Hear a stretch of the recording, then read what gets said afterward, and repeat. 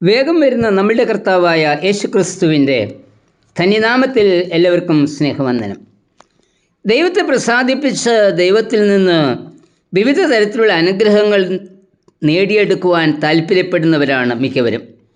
പ്രാർത്ഥന, ഉപവാസം, നേർച്ചകാഴ്ചകൾ, ദാനധർമ്മങ്ങൾ മുതലായവ അതിനുള്ള ഉപാധികളായി പലരും സ്വീകരിച്ചിരിക്കുന്നു. എന്നാൽ ഈ വിധ പ്രവൃത്തികൾ കൊണ്ട് ദൈവത്തെ പ്രസാദിപ്പിക്കുവാൻ കഴിയുമോ? ഈ വിധ പ്രവൃത്തികൾ ഫലപ്രദമാകണമെങ്കിൽ വേറൊരു പ്രധാന വ്യവസ്ഥ നാം പാലിക്കണം. മത്തായി 5:21 മുതലുള്ള വാക്യങ്ങളിൽ കർത്താവ് ഇത് വ്യക്തമാക്കുന്നുണ്ട്. ഇവിടെ പറയുന്നത്, വഴിപാടുമായി ദൈവത്തെ സമീപിക്കുന്നതിന് മുൻപ് സഹോദരനുമായി നിരപ്പാകണം. മത്തായി 5:24. അതായത് നമുക്ക് ആരുടെങ്കിലും പകയോ വിദ്വേഷമോ തെറ്റിദ്ധാരണയോ ഉണ്ടെങ്കിൽ അവയെ അവസാനിപ്പിച്ച് ക്ഷമ ചോദിക്കുകയും ക്ഷമിക്കുകയും ചെയ്തിട്ട് വേണം വഴിപാട് സമർപ്പിക്കുന്നത്.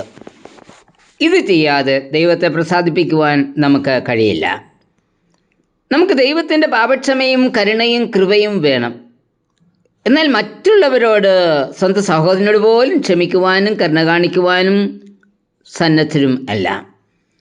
സഹോദരനെ സ്നേഹിക്കാതെ ദൈവത്തെ സ്നേഹിക്കുന്നു എന്ന് ആരെങ്കിലും അവകാശപ്പെടുന്നുവെങ്കിൽ അതിന് അർത്ഥമില്ല.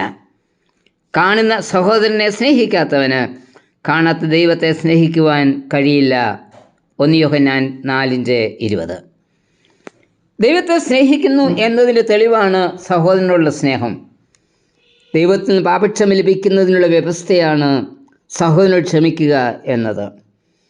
എന്നാൽ അത് ചെയ്യാതെയല്ലേ പാപമോചനത്തിനായി നാം ദൈവത്തെ സമീപിക്കുന്നത്?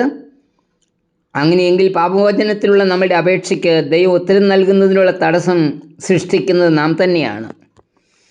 ദൈവത്തിൻ്റെ അനുഗ്രഹങ്ങളെക്കാൾ നമുക്ക് ആവശ്യം ദൈവത്തോടുള്ള സ്നേഹബന്ധമാണ്. ദൈവത്തിന് നമ്മളുള്ള സ്നേഹം അനുഭവമാകണമെങ്കിൽ മുന്നമേ നാം ദൈവത്തെ സ്നേഹിക്കണം. ദൈവത്തെ സ്നേഹിക്കുവാൻ കഴിയണമെങ്കിൽ സഹോദരവർഗത്തെ സ്നേഹിക്കുവാൻ തയ്യാറാകണം. ദൈവത്തോടായാലും മനുഷ്യരോടായാലും സ്നേഹമില്ലാതെ സഹായം മാത്രം ആവശ്യപ്പെടുന്നത് വെറും സ്വാർത്ഥതയാണ്. ദൈവവിശ്വാസവും മതാനുഷ്ഠാനവും സ്വാർത്ഥ താല്പര്യം നേടിയെടുക്കുവാനുള്ള ഉപാധിയായി അധപതിക്കരുത്. ദൈവവിശ്വാസവും മതാനുഷ്ഠാനവും ഒക്കെ നമ്മെ ദൈവത്തോട് കൂടുതൽ അടുപ്പിക്കുന്നതിനുള്ള ഉപാധികൾ മാത്രമാണ്. ദൈവത്തോടും മനുഷ്യരോടുമുള്ള നമ്മുടെ ബന്ധത്തെ ഭരിക്കുന്നത് അധികവും സ്വാർത്ഥപരമായ പ്രതിഫലേച്ഛയാണ്. നമ്മുടെ സ്നേഹം നിർവ്യാജമല്ല. നമ്മുടെ സ്നേഹം നിർവ്യാജമായിരിക്കണം. നിർവ്യാജ സ്നേഹത്തിന് പ്രതികാരത്തെക്കുറിച്ച് ഓർക്കുവാനേ കഴിയില്ല. സകല അപരാധവും സകല അധിക്ഷേപവും സഹിക്കുവാൻ തയ്യാറുള്ള മനോഭാവമാണ് അത്. അവരുടെ ഏറ്റവും ഉന്നതമായ നന്മ മാത്രമാണ് നിർവ്യാജ സ്നേഹത്തിൻ്റെ ഏക ലക്ഷ്യം. നമ്മുടെ ലക്ഷ്യം എപ്പോഴും ക്രിസ്തുവിൻ്റെ നിസ്വാർത്ഥത കൈവരുത്തണം എന്നുള്ളതായിരിക്കണം. കർത്താവ് നമ്മോട് പറയുന്നത്, നിങ്ങളുടെ സ്വർഗീയ പിതാവ് സൽഗുണപൂർണനായിരിക്കുന്നത് പോലെ നിങ്ങളും സൽഗുണപൂർണരാകണം എന്ന മത്തായി 5:48. ഇതിൽ കുറഞ്ഞ യാതൊരു ആദർശവും സ്വീകരിക്കുവാൻ കർത്താവ് നമ്മെ അനുവദിക്കുന്നില്ല. നമ്മുടെ എല്ലാ മതാനുഷ്ഠാനങ്ങളെയും ഈ ഉരകല്ലിൽ ഉരച്ച് നോക്കണം. നമ്മുടെ മതാനുഷ്ഠാനങ്ങൾ നിഷ്കളങ്കമായ സ്നേഹത്തിന് സഹായകരമാണോ? ദൈവത്തിൻ്റെ അനുഗ്രഹങ്ങൾക്ക് വേണ്ടി മാത്രമല്ലാതെ ദൈവത്തിൻ്റെ സ്നേഹവും സാന്നിധ്യവും ആസ്വദിക്കുന്നതിനു വേണ്ടി ദൈവത്തെ അന്വേഷിക്കുവാൻ നമുക്ക് കഴിയണം. വഴക്കും വിദ്വേഷവും വെടിഞ്ഞ് എല്ലാവരോടും സ്നേഹമായി ഇടപെട്ട് ജീവിപ്പാൻ നമുക്ക് കഴിയണം. യേശുക്രിസ്തുവിൻ്റെ സന്ദേശം അനുരഞ്ജനത്തിൻ്റെ സന്ദേശമാണ്. യേശു പറഞ്ഞത്, അവൻ നമ്മെ സ്നേഹിച്ചതുപോലെ നാം സ്നേഹിക്കണമെന്നാണ്.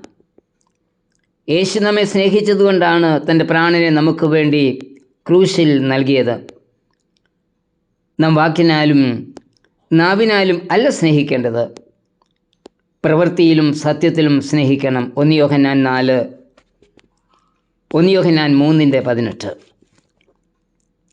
സ്നേഹത്തെക്കുറിച്ച് യോഹന്നാൻ്റെ ലേഖനത്തിൽ പറയുന്നത്, സ്നേഹം ദൈവത്തിൽ നിന്ന് വരുന്നു, സ്നേഹിക്കുന്നവനെല്ലാം ദൈവത്തിൽ നിന്ന് ജനിച്ചിരിക്കുന്നു, ദൈവത്തെ അറിയുകയും ചെയ്യുന്നു. സ്നേഹിക്കാത്തവൻ ദൈവത്തെ അറിഞ്ഞിട്ടില്ല. 1 യോഹന്നാൻ 4:7-8 വാക്യങ്ങൾ.